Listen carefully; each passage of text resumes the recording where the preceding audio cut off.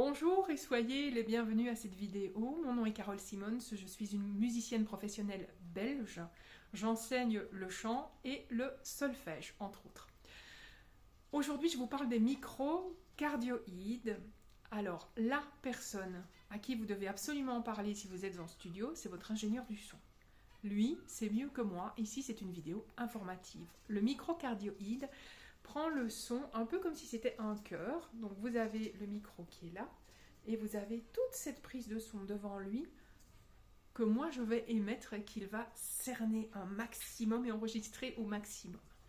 Il ne va pas prendre le son derrière lui et très peu de son latéral. Les avantages du microcardioïde sont beaucoup moins de l'arsène et on sait prendre de façon précise un son. Exemple, à la batterie, vous savez isoler des éléments du kit de batterie. Si vous êtes guitare sur ampli, on sait mieux vous enregistrer qu'avec un omnidirectionnel évidemment.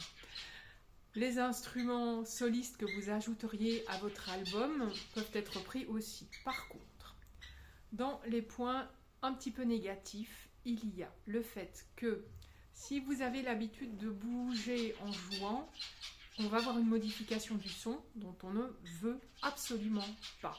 Il va capter les sons latéraux. Donc si vous mettez des panneaux acoustiques absorbants, pensez à l'endroit où vous allez le mettre pour votre prise de son.